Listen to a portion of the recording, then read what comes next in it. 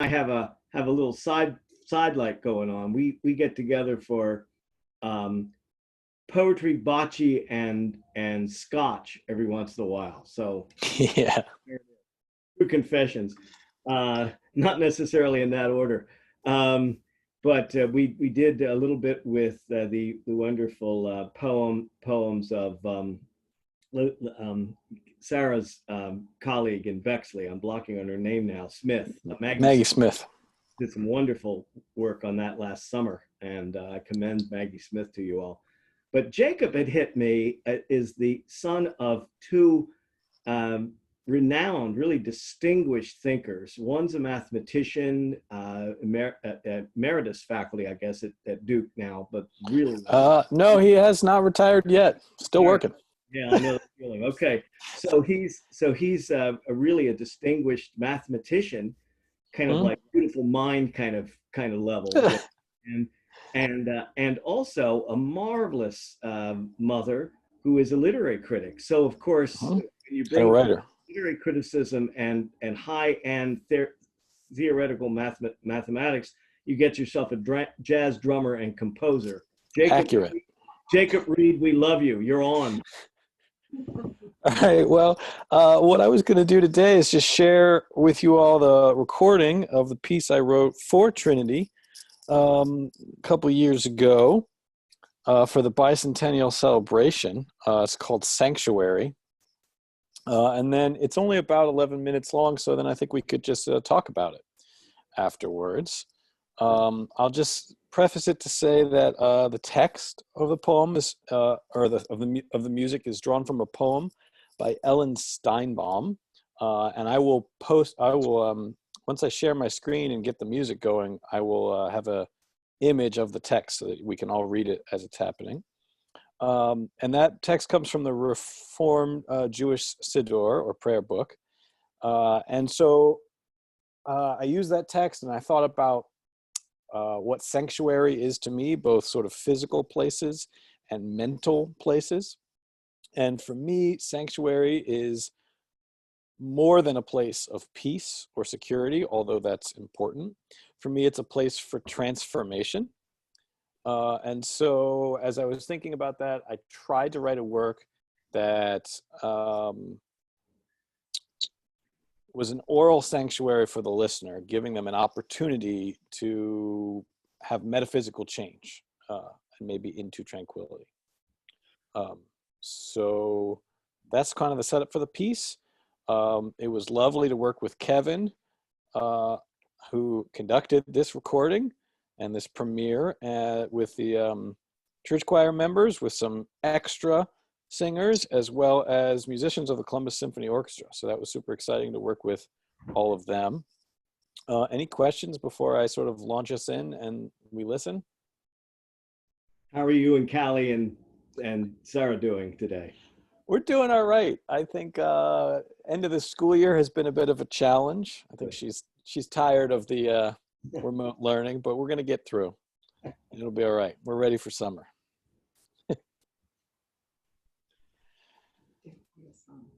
Any other questions?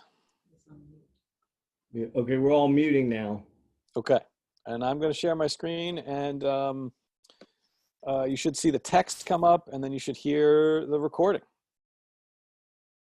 Oh, I am not allowed to share my screen. Stacy, is it possible you could give me permission? Yes, let me make sure. Okay, try it now. Sure. Yep, I'm good to go. Okay.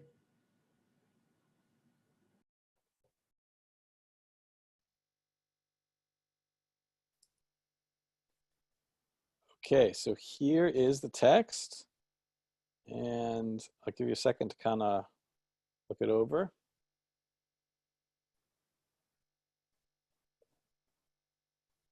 And now I will start the music. Give me a thumbs up if you can hear the music.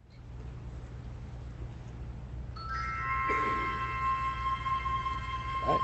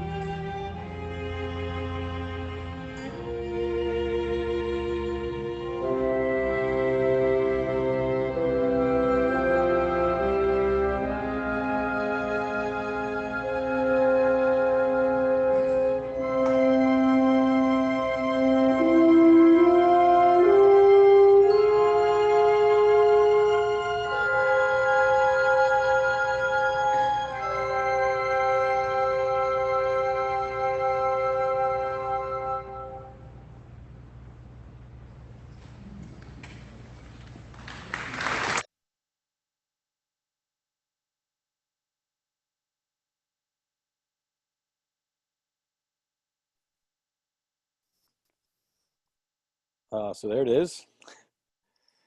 Any thoughts, questions?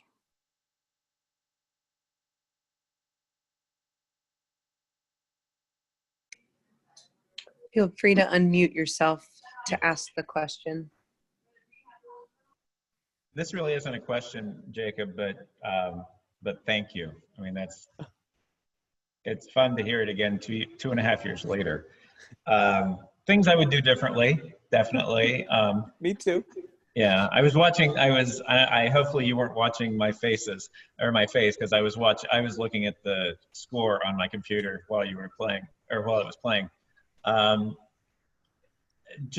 mean, so many places where I think that the writing is beautifully set to the text, and had we had more time, I mean, we were in a huge rush to get that concert put together, rehearsal wise, but more tone painting, more brightness in the moment of brightness, more harshness in the moment of harshness, in terms of tone quality.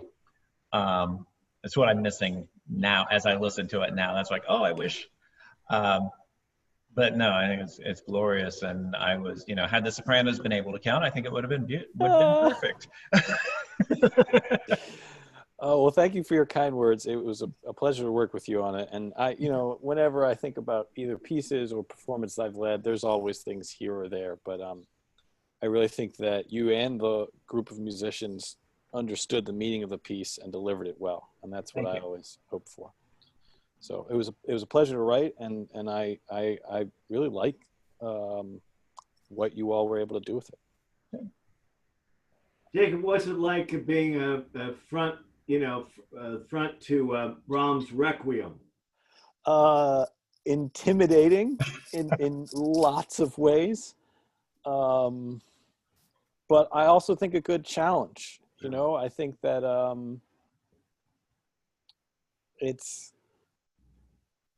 I like concerts that have a mix of new and old music. I prefer to be programmed that way because I think it's a good way to make sure an audience will show up, but also to sort of show the stream, that the sort of never-ending stream of new music, right? That Brahms' Requiem was new at some point.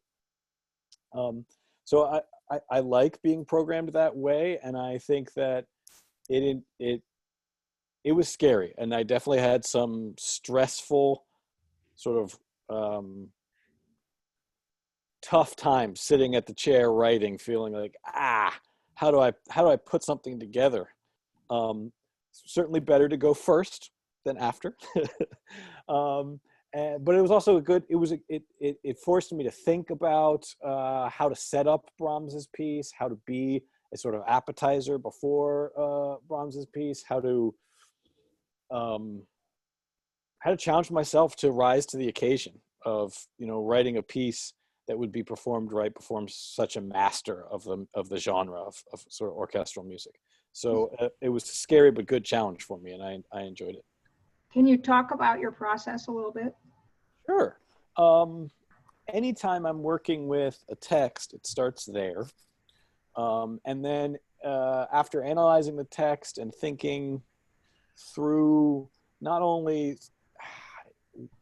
how I interpret the text, but how I want to present the text to the audience, which of course are the same in lots of ways, but involve some sort of technicalities on the second one. I also bring in other things. So I mean, I knew that this was a premiere and a celebration for Trinity. And I also knew that it would be before the Brahms. And so there was a lot of thinking about how is it going to be different? How am I going to sound different and write a piece that is not like Brahms, but also how am I going to connect the two? It's kind of reverse order in terms of the process, but the last section, you'll notice, has a low pulse in both the bass and in the timpani. It comes on beats 2, 3, and 4. Dom, dom, dom, dom, dom, dom. And that is a direct connection to what happens next. Brahms' Requiem starts with a low pulse down in the basses, actually articulated it the same way I asked for in the basses, which is that it's a broad and full note, but with a little separation. It's not connected. And I sort of did that as a hat tip to Brahms, but also as a way to sort of set up that idea and transition between the pieces. As far as the beginning of the piece, I really wanted there to be no feeling of pulse, to be a contrast to the pulse at the end, but also to sort of put you in a different place. I listened to a lot of Renaissance polyphony, a lot of the Palestrina and Victoria and all these sort of masters of the church music in the 16th and 17th century. And I like how you can get lost in their music because sometimes there is no real sense of pulse. Of course, the musicians have it and have to have it to stay together. But the audience doesn't sort of feel a pulse, and that disconnects us, I feel like, from reality for a second or from our daily lives. And if you look at the text, I really wanted that feeling. So we only get a sense of pulse when we get to the third section of the piece and the third line: the wariness, the doubt, the flaws of our human hearts, the harshness of the weak. That's where we get a pulse. And in this case, it's a 3/4 pulse to kind of add a little comedy to our lives, right? That there's a plottingness to it, but there's also a waltzness to it. That it's all a bit of a silly dance. And prior to that, there was the sort of entrance music of light coming down, and then the singers, but without a pulse to give us a feeling of disconnected from the real world. I don't know if maybe that was too much all at once. No, no, Certainly what I was thinking about and trying to work on. Jacob, do Catherine. you always have context when you write? Oh, Like- that's a Like great the Brahms question. was your context this time? Yeah, I try to place most of my works in some sort of context because I feel it helps me deliver meaning.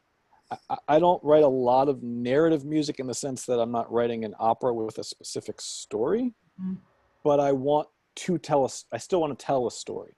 I still want to connect with the audience in a way that takes us from one place to another or on some sort of journey. And in order to do that, you need a setting, you need a context, right? So this setting is an abstract of sanctuary, but also a concrete of Trinity.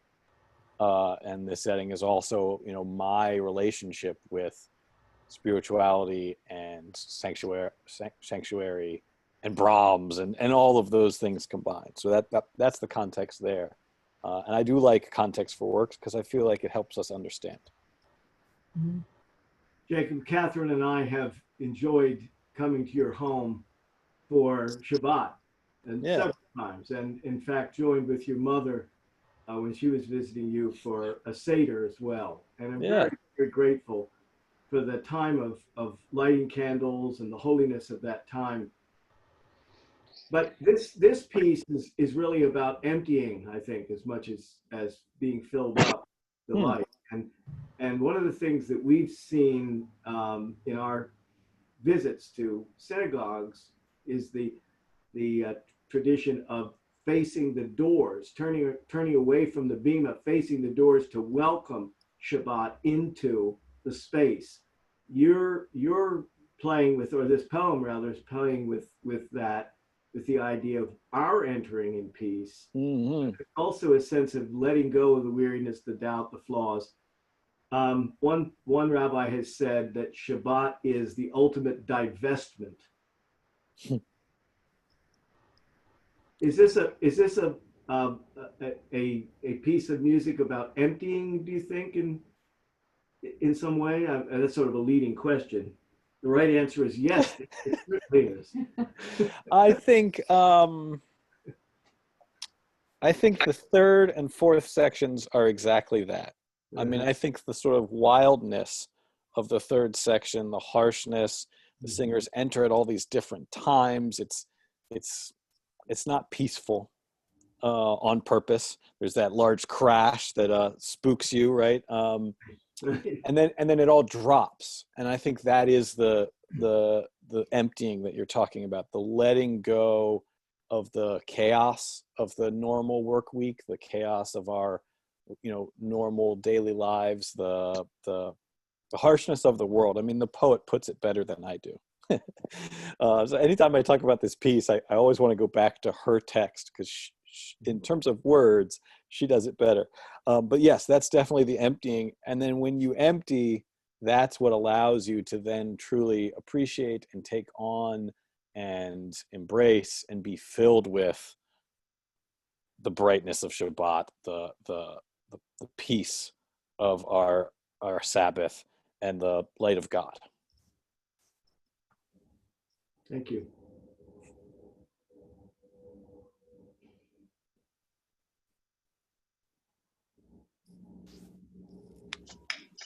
Great.